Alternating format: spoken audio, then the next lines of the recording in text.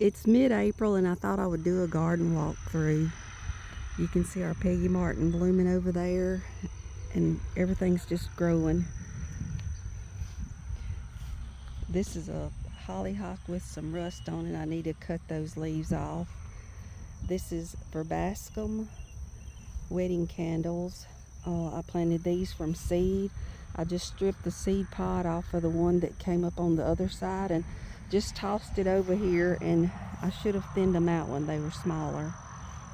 This is a hollyhock here and a hollyhock there. And one of my flower friends sent me a sandwich bag of echinacea, and I direct sowed these here in the garden, and this is the best.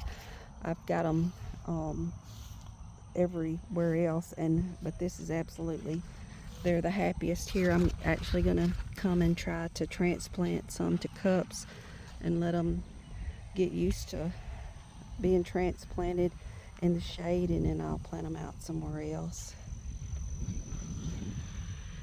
And this is my fern leaf lavender in pots. 32 degrees will kill it. I've got it all the way down there on this side.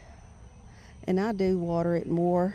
Last year I didn't water it because, you know, they say lavender doesn't like water, and it didn't bloom good, but I've been watering them just about every day, giving them a sip, and they seem to be happy. The way I can tell if they need water, if I ever see this kind of arcing over, I know that's the first sign that I can just flood my pot and they'll be good.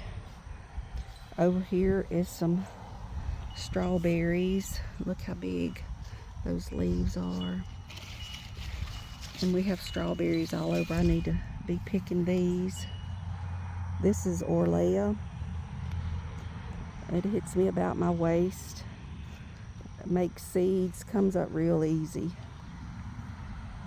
And our cucumbers are planted on the back of this cattle panel. That's just some extra tomatoes I have in cans over there. But I had planted some seeds. There's some lupin or blue bonnets, I'm not for sure. This is some echinacea from store-bought seeds. This is a status, a beautiful flower. And this is a hit coat blue lavender that I'm trying in the garden. And this is some lupins where I had, I think I videoed when I planted these. I had soaked the seeds on a paper towel and came out, and I planted these, started out real neat in a row, and then the seeds got tiny and I couldn't handle them good, so I just dumped them over in the next row. I'll show that to you. This is a celery plant that lived through the winter. I can just come out and pick some. This is some peppermint that I have in a black. I just put the nursery can down there to contain it, and then I had ordered some new seeds, some clary sage, a beautiful flower, and I tossed the seeds and they come up really thickly, so I probably need to transplant some of those out because they're too thick. Over here is another bed of strawberries down each side, and then this is where I direct sowed some seeds, mostly bachelor buttons. It was about 5 different things. I don't even remember what they were, so I won't be disappointed because I don't remember what it was. And more fern leaf lavender. You can see how the leaves are really serrated looking. This is some social garlic. I need to get in here and pull the grass too. A volunteer dill plant that's fixing to bloom. I need to come and pick it. They say to pick it before it blooms. This is some culinary sage that overwintered in the garden, and that's what its bloom looks like. Real pretty. The strawberries down each side of this bed. That's a compost bin in the garden for the stuff that comes out of our house, kitchen. This is another bed of strawberries. Back here is where I direct sowed. I think that's more foxgloves. And this is where I dump the really tiny lupin seeds.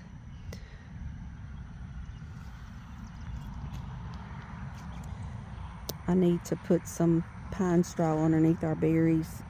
That dirt gets on them and I don't like that. This is all strawberries over here. I actually dug every one of these up. About a third of the bed died last year, so I dug them all up, weeded, tilled in some fresh soil and replanted those this spring, and they love it. There is fernleaf lavender again. And there's our tomatoes. I planted our tomatoes from seed January the 10th. And today, it's the day before Easter, the Saturday before Easter. And we have, you can see a cluster of tomatoes down in there. We have, it's about 5 or 6 on there, but they're blooming. They were real tall and spindly looking. And because of 100 of them being crammed together in my greenhouse, but after we planted them, they bushed out. This is my asparagus bed. This is where I had a chair for portraits in the garden the other day. These boxwoods got some kind of disease. I need to get a different kind and plant those. This is a blue bonnet. I bought one plant and planted it. I got it from Clegg's, I think. But anyhow, I planted it out and it's getting seeds on it. I think I'm just going to toss these back down in the soil here. Although that's where I tossed out some seeds. I thought it was foxgloves too, but I don't remember them being that serrated looking. I'll have to see what that turns into. More orlea and asparagus. More lavender. This is Spanish lavender. And that's our cucumbers that I need to train to the vine. But we got tomatoes sitting there. I might have to move those. This is a really old lavender plant that I didn't trim. And this is what lavender looks like when you do trim it. It's bushier, smaller, compact. And there's where I direct sowed some more seeds. But yeah, if you trim it like you're supposed to, you'll have little mounds. But this is where I didn't trim it. I didn't know any better. And this is what it would actually look like. If they say it grows in the Mediterranean is where it's native to. And you know, no one runs around and trims that in the wild. So this is probably what it looks like. And you can see it's way bigger and lots more flowers. But I'll show you the negative of not trimming it. If you don't want to have all this old wood on any kind of lavender. If you ever cut the green off back down to this stalk will never bloom again. The whole plant, the rest of the plant will, but on any stem that you cut down into the wood, it won't grow back.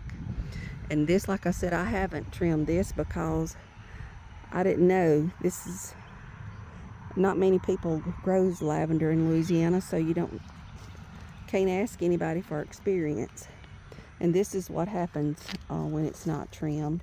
You can see that it's split, but look, even though it's split, that branch still has blooms on it. And I started to pull all this out this spring, but I was like, I don't know, maybe it'll bloom. I worried that it was too much greenery for it to produce flowers, but you can see that's not the case. I don't even know if I'm going to pull it this year. I might. It just gets prettier every year. And there's the Peggy Martin. And I had this chair out here for portraits. And this is elephant garlic, and I planted it for the flowers. It looks like it's getting ready to make them. I didn't have any idea that they would get that tall. And there's our strawberries. I do like them in a raised bed, planted on the edge where they hang over the side like that. They're just much cleaner, and the bugs, we have roly-polies and slugs is what will eat your strawberries. But I redone this bed too, and I just hadn't had time to get everything mulched. Pine straw is really good mulch underneath strawberries. And there's more tomatoes. They ring all the way the garden on the back side. There's the Piggy Martin.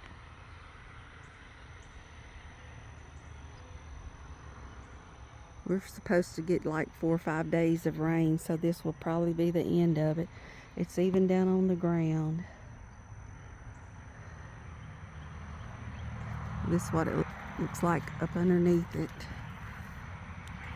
We've got a cattle panel for support underneath here. And I've trimmed all this so that it's nice when you walk through here. Isn't that pretty how it just hangs like a curtain over there?